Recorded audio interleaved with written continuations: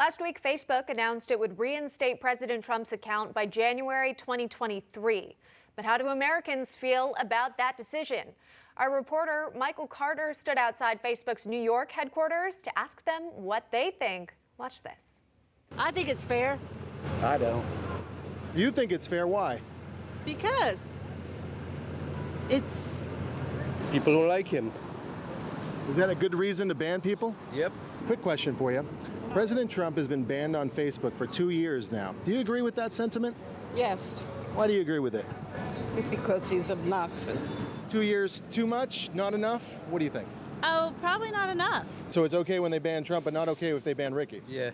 I don't get that. I don't like the guy, but that doesn't mean he shouldn't be allowed to have his access to a medium. Technically, I don't like Trump. Never did, but I respect him. Should he be banned off of Facebook? Freedom of speech, no.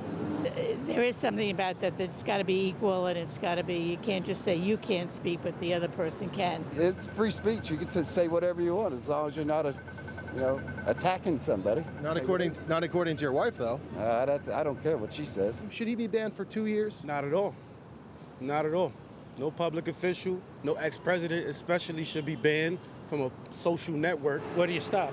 If you don't like what somebody's saying, it could be very dangerous to democracy. Where does it stop there? Final point. Michael Carter with that report. And Sean, we were talking about, again, in 2023, it's not guaranteed that even then the former president would be let back online. Yeah, he's suspended, just like they did at first. Then they revisited it some months later to reevaluate. So they're going to reevaluate in 2 years for a possible reinstatement. But again, even that is up the question, and the big talk about that is if he chooses to run, that would be his megaphone. For more reaction, let's bring in our panelists for this. John Thomas, Republican strategist. Wendy Patrick, host of KCBQ Radio, The Answer, and Newsmax columnist. And Dino Scaros, presidential historian, immigration attorney, and author of Trumped Up Charges. Good to see everyone here, and thanks so much for coming on. Wendy, I'll start with you. Your overall reaction there to that man on the street. I mean, so many different people had different opinions, but overall it did sound like, whether you liked him, whether you didn't, not a lot of people happy with muting a public official and really just anyone's voice.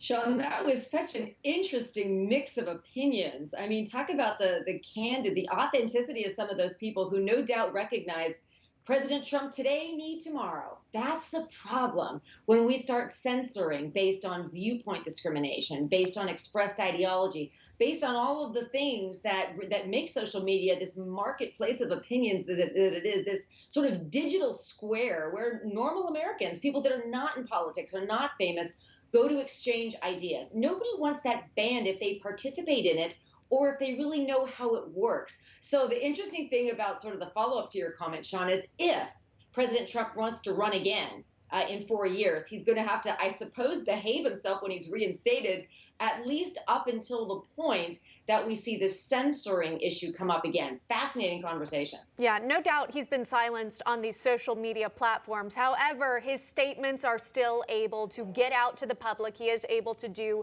some phone or television interviews, so he can communicate in that way, but it is no doubt limited. John Thomas, talk to me about the timing of it too, the length of the ban. It's going to take him out of the midterms and how he could potentially put in his input, but could open things up for 2024. Well, it could, but I would argue, Emma, that that Facebook actually is meddling in the next presidential election already, because everybody knows that in order to prepare for the next presidential cycle, it begins today. And Facebook is a critical component. And we're talking about simply getting out his message. While that's important for him to stay relevant, for his supporters to be able to follow him, Facebook in campaigns today is an essential tool for political fundraising.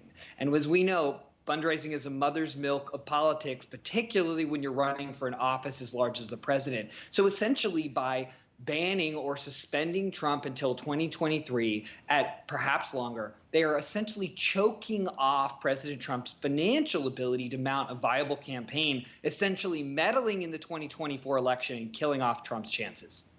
Yeah, Dino Scaros, I'd love to get your reaction as well. Sure, absolutely, Sean. There are a number of issues here. Number one, the issue of banning anyone unless the person uses speech that really rises to what the Supreme Court has defined as speech that should be banned under the First Amendment. More importantly, this is the former president of the United States, the leader of the free world, and there has been this concerted effort by his haters to delegitimize the office of the presidency while he was holding it. Anything from banning him on Twitter or Facebook to Nancy Pelosi ripping up his State of the Union speech transcript in the House chamber right after he delivered it. It is part of a larger attempt to just say, well, if we don't like who's president, we are just going to treat this person with less rights than the most obscure American citizen. And it's just disgraceful. Yeah. Hey, we all know the power of social media and, of course, the power that the people who are in charge of social media have, although they are unelected. I want to switch gears, talk to you all about a different topic here. This from the New York Times, actually, publishing it yesterday, saying, hunting leaks, Trump officials focused on Democrats in Congress. The Justice Department seized records from Apple for metadata of House Intelligence Committee members, their aides, and family members. Goes on to allege again that this happened to Representative Adam Schiff and Eric Swalwell as well, that they were targets of this. We know the Trump administration has spoken out very publicly against spying on Americans, including General Michael Flynn. Wendy, what do you make again of this allegation coming forward and reporting from the New York Times? You know, if you did a man on the street interview about what we think about the government spying on us, you probably would have more consensus that we don't like it. So, too, the Trump administration made the same argument that we shouldn't have leaks. We shouldn't be spied upon. Privacy concerns and considerations should be paramount. Many people believe that. So it's not probably unprecedented or even maybe unacceptable to some people that we would want to know and investigate, where are these leaks coming from? How can we stop this spying and protect our privacy? Now, the methodology with which you track down those leaks, that's what's making headlines today, as many are arguing. Should they have invaded the privacy in the name of finding out who's talking the way that they did?